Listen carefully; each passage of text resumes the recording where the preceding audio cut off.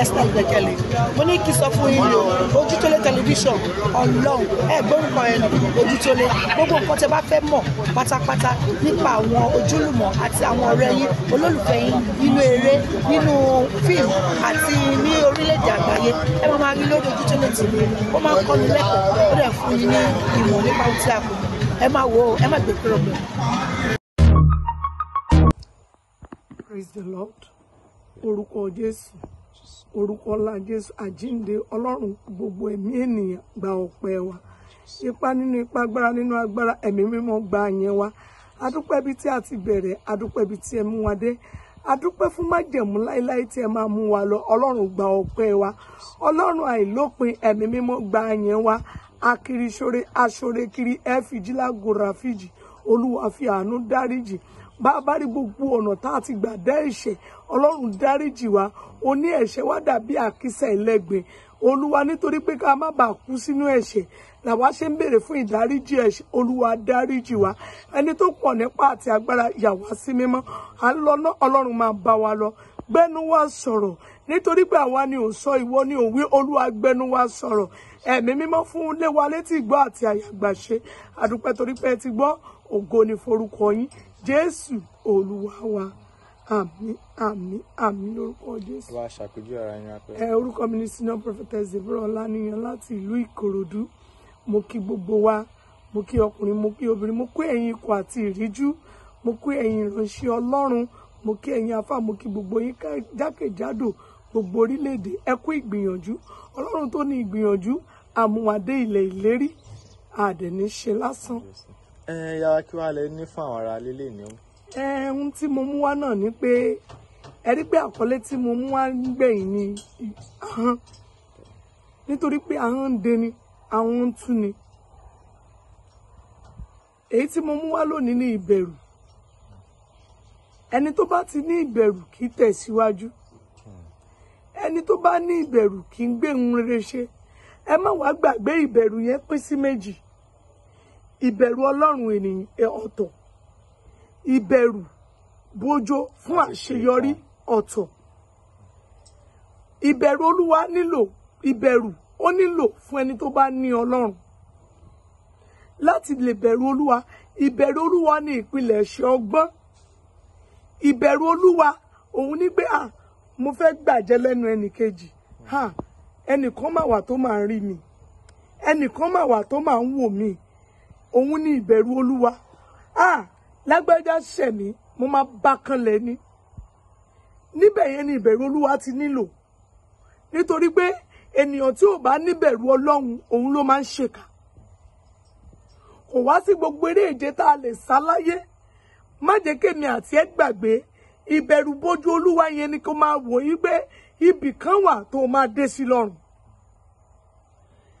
béèyàn bá níbẹ̀rù Olúwa kò kí ń da ilé tí ọmọlàkejì ẹ mọ̀ kì í dáwó kí là ń pè ní ilé tá a mọ̀ ilé tá a mọ̀ lè rí báyìí ilé tá a mọ̀ ẹni tó mọ̀lé ẹni tó ń ṣiṣẹ́ fún Ọlọ́run ń mọ̀lé ni ẹni tó bímọ jáde nídìí ẹ̀ tí bàbá ẹ̀ mọ̀lé tí bàbá lọ tó lọ ń ṣiṣẹ́ iṣẹ́ tó máa fi jẹun tó máa fi jẹ́yàn láti rán wọn nílé ìwé ó ń kọ́lé kan ni ṣó wá rí pé ahọ́n àti ìbẹ̀rù ó papọ̀ sí ọ̀nà méjì sí ọ̀nà kan náà nítorí pé ẹni tí ò bá ní ìbẹ̀rù á fi àwọn ẹ̀sán tí ò jẹ́ kó sọ á dẹ̀ dálé oníléwó. So ìbẹ̀rù bójó ní ayé yìí ìbẹ̀rù bójó ti Ọlọ́run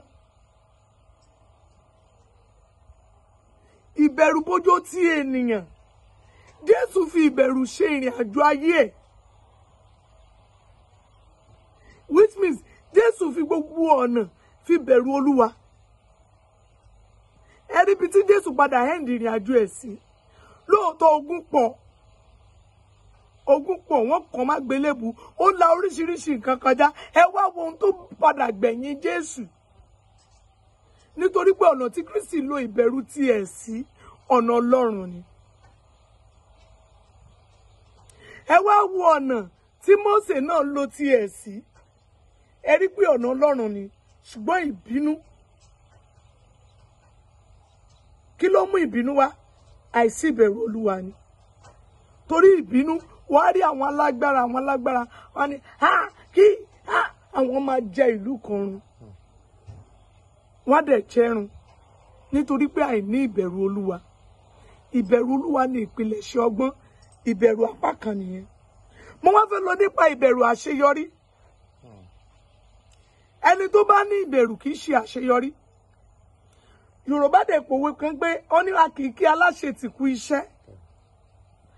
Now nígbà tí mo fẹ́ gbé bíbà ẹ̀ wọ́n fẹ́ ṣe ráàpù wọ́n ní mọ́mì mo ní upstairs ló ń lọ. Àwọn èèyàn ń bi mí léèrè pé báwo ni mo ṣe lè ṣe nígbà tí wọ́n ṣe ráàpù gbogbo èèyàn tó kọjá ní ráàpù eléyìí lágbára o. Báwo ni woman yìí ṣe fẹ́ ṣe? Ṣùgbọ́n gbà tó tó àkókò kan tí mo wà nínú covenant 21 days ìbẹ̀rù yẹn fẹ́ wá. Bẹ́ẹ̀ ni máa tún wo Kristi lórí igi àgbélébùú pé láyé èmi kì í bẹ̀rù. Ẹni tó bá ní ìbẹ̀rù kì í ṣe àṣeyọrí. Ìbẹ̀rù bójó máa ń sọ nìyàn di ọ̀lẹ. Ìbẹ̀rù bójó ó máa ń sọ ọmọ ológo dẹni tí ò mọ tí ń ṣe. Ìbẹ̀rù kì í jẹ́ kéèyàn lọ wájú. Ìbẹ̀rù bójó kì í jẹ́ kéèyàn bọ́ kù lọ́wọ́ ogun. Ó likely ẹgbẹ́ ọ̀run kó jẹ́ pé àwọn tó yí i ká wọ́n ti fi ìbẹ̀rù sí lọ́kàn. Kí ni tó ṣe ẹ́ yẹn? Kò kí ń ṣe àwọn èèyàn kan succeed. A wá fi ìbẹ̀rù bójó. Àwọn tó ń wò mí lórí afọ́ra ti máa rẹ́lòmí tó ti sick ọ̀pọ̀lọpọ̀ àìsàn. Ṣùgbọ́n lórí ibi tó ti ń ṣe àìsàn yẹn a máa sọ fún Ọlọ́run pé àìsàn yìí kò ní yẹ fún ikú fún mi. Nítorí pé ó yọ ìbẹ̀rù kúrò nínú ọkàn ẹ̀. Àìmọye ọ̀pọ̀ ẹlòmíràn tí ìbẹ̀rù ti pa. Ṣé tí ìjọba dé ilé ẹ̀tọ́ ń mú gbogbo ilé ẹ̀tọ́ ń wo? Ìbẹ̀rù bójó yẹn ló máa pàdánù.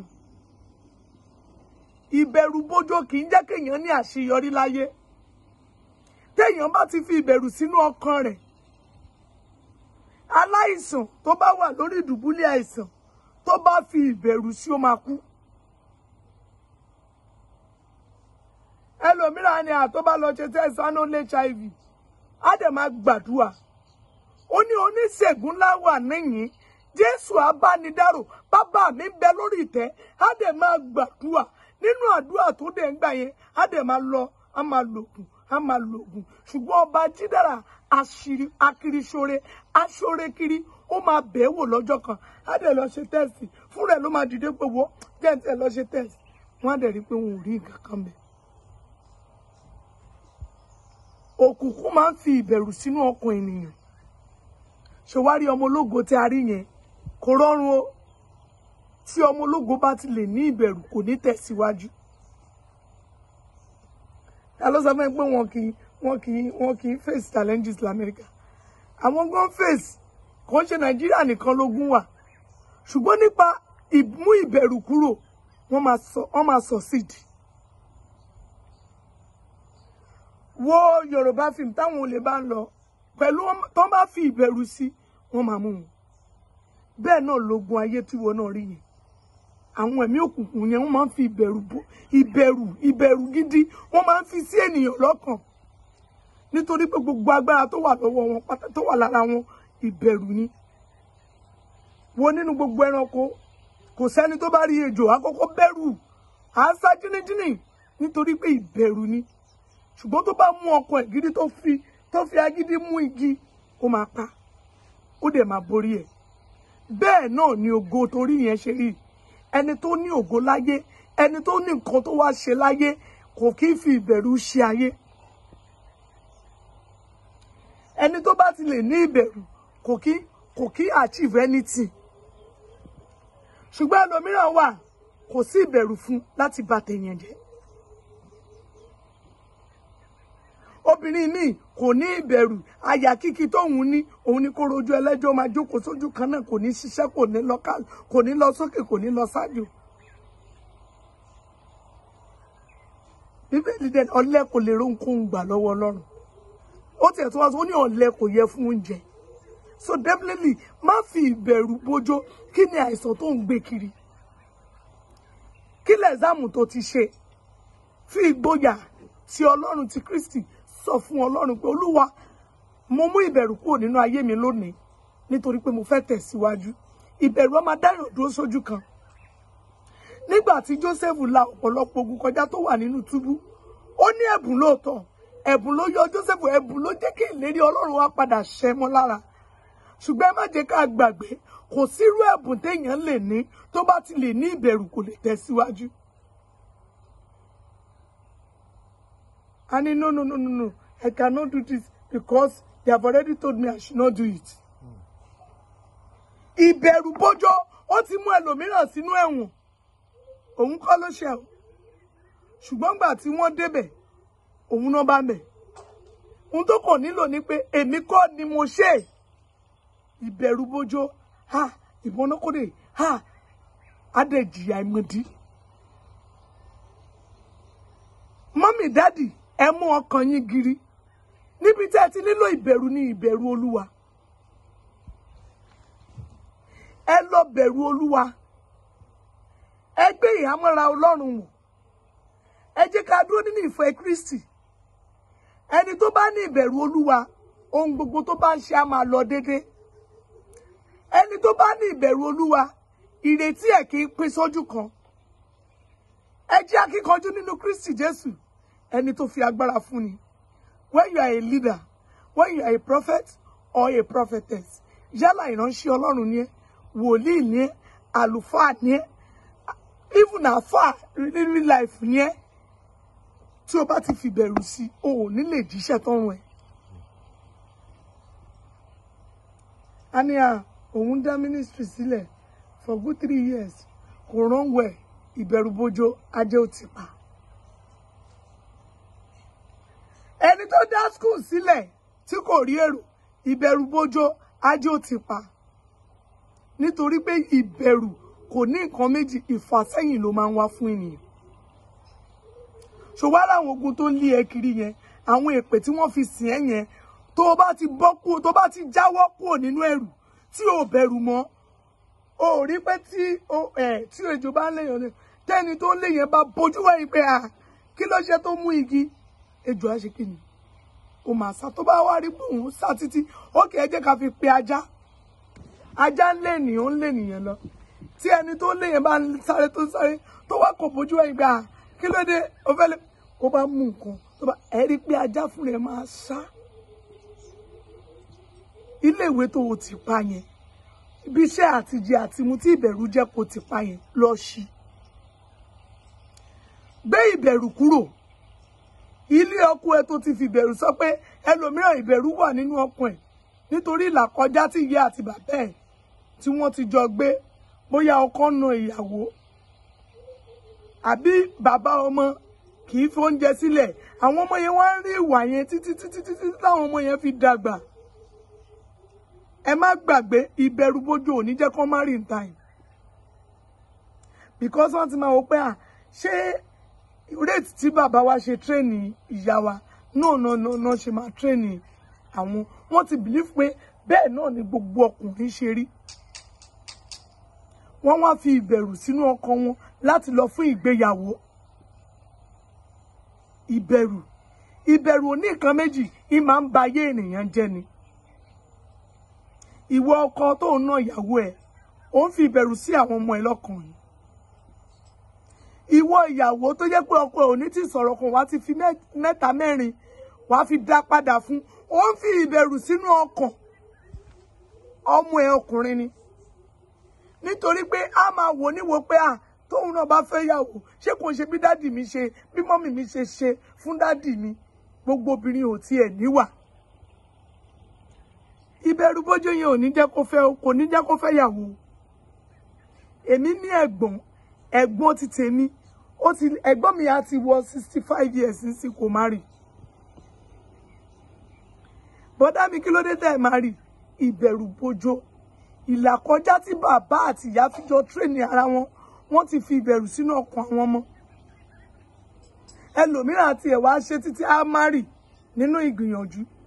Bẹ́ẹ̀ nígbà tó bá má rí yẹn, bóyá ọkọ ẹ̀ nǹkan ò lọ déédéé fún, kò wá rówó oúnjẹ fílẹ̀, a níbẹ̀ náà kúkú ni màmá òun ṣe là kọjá níjọ́ tí ìyá àwọn kúkú kọ̀kọ́ sílẹ̀ màmá àwọn dàgbé ó dẹ̀ dàgbé ó tó àwọn dàgbà gbogbo nǹkan yẹn wọ́n fi ìbẹ̀rù sínú ọkàn ẹ̀ òun náà fọkọ sílẹ̀ alóhùn di single mother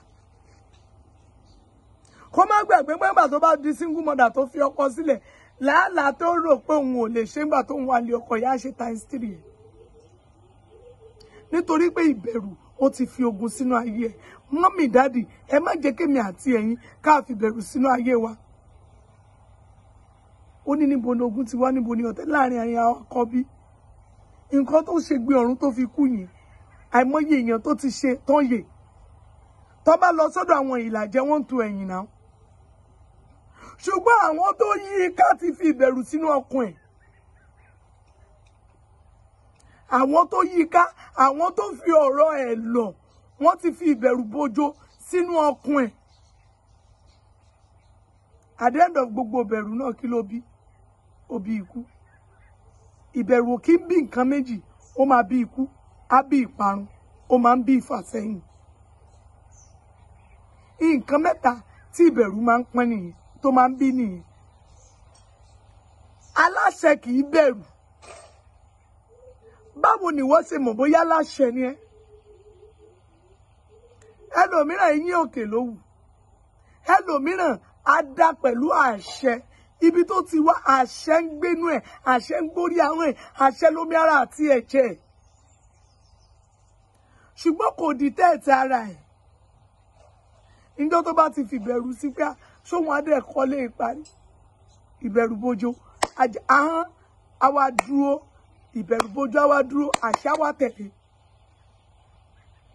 jáwọ́ mọ́mì dádì ẹ jáwọ́ kúrò nínú ìbẹ̀rù ẹlòmíràn ti wà nílùú òyìnbó títí for long years ìbẹ̀rù bojo kò jẹ́ kó lọ wájú kò jẹ́ kó wá sẹ́yìn ó wà lójú kan mú ìbẹ̀rù kúrò máa wọ́ rẹ̀ dí láàárọ̀ máa sọ fún Ọlọ́run pé Olúwa mo ti di aláṣeyọrí láti èní lọ nítorí pé àṣetì ti kúrò nínú ọ̀rọ̀ mi ẹni tó bá bẹ̀rù tí ìbẹ̀rù bá wà lọ́kàn ẹ̀ ó bá béèrè kò ní lè béèrè Bíbélì wípé béèrè èmi ó sì fi fún yín ó ní kànkùn èmi máa ṣí wá kiri nítorí pé akiri ṣoore ni sọ àkókò tó jẹ́ kó lanu kó béèrè ìbẹ̀rù ti dé àkókò tó yẹ kó kànkùn ẹni ibi tí mo fẹ́ kanlẹ̀ fún yín ta ni mo mọ̀ tó wà mẹ́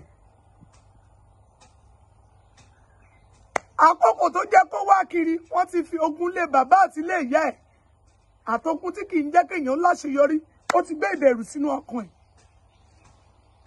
mọ́mì dádì ohun tí mo mú wá fún wa lónìí ni ìbẹ̀rù mú ìbẹ̀rù kúrò ẹni tó bá fẹ́ ṣe àṣeyọrí láyé kì í bẹ̀rù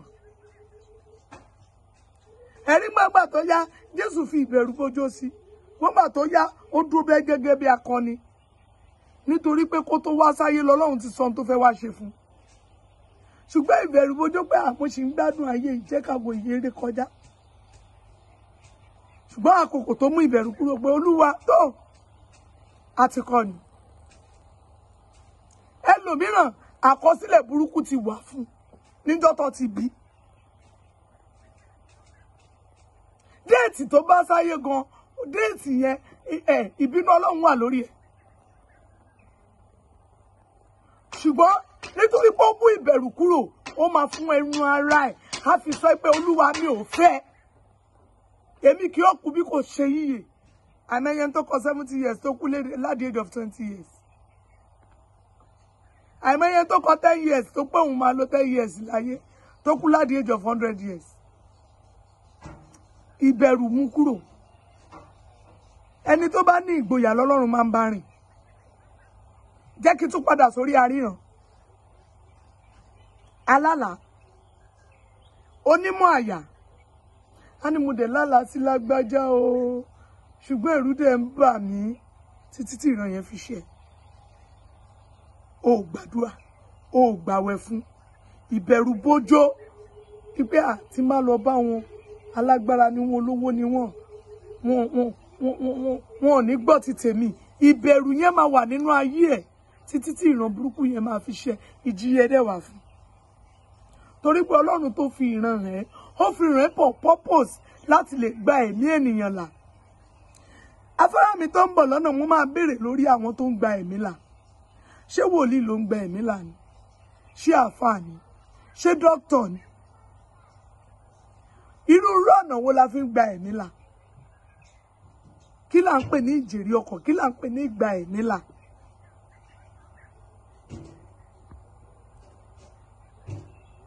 Ṣé driver ló ń gba ẹ̀mí là ni? I'm not talking about downfall driver. Even àwọn náà wà ńbẹ̀. Bóyá wọ́n rush èèyàn lọ, nǹkan kan ti ṣe. Ẹ má gbàgbé, kò sí aláya doctor tó lè wà tí ò bá rí driver gbé débẹ̀, ẹ̀mí ẹ̀ lè bọ́. Àwọn wo ló ń gba ẹ̀mí là? Ẹ máa múra sílẹ̀. Orí ọ̀rọ̀ yẹn ni mo fẹ́ nànà nílẹ̀. Mú ìbẹ̀rù bojo jáde kúrò nínú ọkàn ẹ. Wá ìgboyà, ẹ̀mí Ọlọ́run rí, gba agbára ọ̀tun. Agbára ìgboyà, béèrè fún, fẹ́nu ẹ béèrè. Fẹ́nu ẹ béèrè. Àìmọye ẹni omi ìtọ́ ẹ̀pà àkọsílẹ̀ ìran ti wà fún. Àkọsílẹ̀ ìran ikú ti wà fún. Ṣùgbọ́n mú ìbẹ̀rù bojo kúrò. Ó dẹ̀ rí yìí. Gba ẹ̀mí là. Mú ìbẹ̀rù bojo kúrò nínú ayé ẹ. Ìbẹ̀rù Olúwa òun ni ìpilẹ̀ṣẹ̀ ọgbọ́n. Bẹ̀rù Olúwa, má bẹ̀rù ènìyàn. Ẹni tó lè para tí ò lè pa ẹ̀mí. Ó wá ń bẹ̀rù. Tí bá sọ, àìmọye ẹlòmíì wọ́n ti fi ìbẹ̀rù, wọ́n ti fi bà ayé ẹ̀ jẹ́. Wọ́n ní tó bá sọ yí pé kíní báyìí lójú ẹ rí, nǹkan báyìí ló máa pa ẹ́. Wọ́n wá gbé ìbẹ̀rù sí. Nǹkan yẹn dẹ̀ máa da gbogbo dídì ìlú kan láàmú. Fún ìdí èyí, dáàdì mọ́mì, ẹ mú ìbẹ̀rù Olúwa kúrò. Ìwọ tó wà lórí àìkètè àìsàn, mú ìbẹ̀rù kúrò. Ìwọ tó ń wojú Olúwa fún ọkọ, mú ìbẹ̀rù bojo kúrò. Ìwọ kan tó ń wojú Olúwa fún iṣẹ́, mú ìbẹ̀rù kúrò. Torí pé tó bá ti mú ìbẹ̀rù kúrò, wàá dìde, wàá lọ ṣiṣẹ́.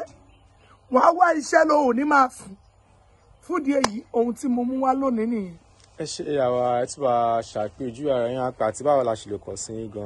Orúkọ mi ni Senior Prophetess Deborah Olaniyan láti ìlú Ìkòròdú. Ọ̀nà tẹ́lẹ̀ kàn sí mi náà ní 08026 040244 08026 040244. Second line mi ní 09061346865 09061346865. Ẹ pàdé mi lórí WhatsApp fún àwọn èèyàn tí ó bá fẹ́ gbọ́ àdúrà. Oṣooṣù, ọdọọdún, gbogbo ìgbà ni a máa ń ṣe. Lèmi máa ń yan prayer point fún àwọn ènìyàn. Mo dẹ̀ máa ń ṣe program ní orí afárá mi lórí WhatsApp. Ẹ jọ̀ọ́ fún ìrànlọ́wọ́. Ẹ rí, à ń kọ́lé fún Ọlọ́run. A máa tó bẹ̀rẹ̀ sí Sunday. Ẹ rí pé ní ọ̀sẹ̀ tó kọjá, ènìyàn kan lọ́lọ́run lò. Yes, ènìyàn kan lọ́lọ́run lò ló gbé débi tó dé yìí. Ẹ rí, a ti já yẹ̀pẹ̀, a ti já gíráfù. Òun rèé. Ẹ rí, ọmọ tí wọn ì tí bí, ó yìí máa jọ́sìn lórí òkè yìí. Rímù tọ́lẹ̀tì lẹ́rí tí wọ́n ń yọ yẹn. Ṣẹ́rí, ọmọ tí wọn ì tí bí, ó máa jọ́sìn. Èmi ò dá yìí sílẹ̀ láti fi pa owó àbí láti fi mú wá kọ sílẹ̀ láti fi ṣiṣẹ́ fún Olúwa. Ẹ rí, tí ò bá síbẹ̀ ni ajá ò ní lè máa yàgbẹ́ sírú inú ilé Olúwa. Olúwa kò rìn pẹ̀lú ẹ̀gbin. Mo bẹ̀ wá, mo rọ̀ wá. Bíbélì wípé afúrúgbìn, èrè wà fún afúrúgbìn. Ó ṣe tiẹ̀ nítorí ọjọ́ tó bá máa sùn. Mo bẹ̀ wá, mo rọ̀ wá. Àǹtí mi tó ràn mí lọ́wọ́ lórí ibi tí ó dé, ìrànlọ́wọ́ Ọlọ́run ò ní fi yín sílẹ̀. Tó bá tó tẹ̀ní sí, àwọn bíríkìlà náà máa bẹ̀rẹ̀ sí ní ṣiṣẹ́. Ẹ rí, èmi ò dá yìí sílẹ̀, ẹ jọ̀ọ́ nítorí Ọlọ́run. Mo bẹ̀ gbogbo ènìyàn tó nígbàgbọ́ nínú Ọlọ́run tó dáa, kó jọ̀ọ́ kó ràn mí lọ́wọ́. Ẹ ràn mí lọ́wọ́ láti kọ́lé Olúwa. Kristi yóò ràn yín lọ́wọ́. Ní ọjọ́ ìkẹyìn, àtèmi àti ẹ̀yin, a ò ní dẹni ìtanù. Èrògbọ̀ta lórí ayé mi àti ẹ̀yin, ó máa di asán. Níbi tí ogun gbà jà yín, Ọlọ́run máa di ibẹ̀ pa. Níbi tó yẹ kógo ti fọhùn, ọ̀nà bẹ́ẹ̀ máa là. Àṣeyọrí máa jẹ́ ti yín o. Mo gbàdúrà fún gbogbo ẹ̀yin ojú tó lé. Ẹ ò ní dòkú o. Ẹ ò ní sìnkú ọmọ. Olúwa máa mú yín. Akíríṣọ́rẹ́, ó máa bẹ̀lẹ̀ yín wò lọ́dún yìí. Ó máa bẹ̀ ayé yín wò. Ẹ ò ní ṣe lásán. Àlàáfíà ni. Hey, thanks for watching this video. Subscribe on our YouTube channel. Subscription is free. You can call us on 0080597807 for your event coverage.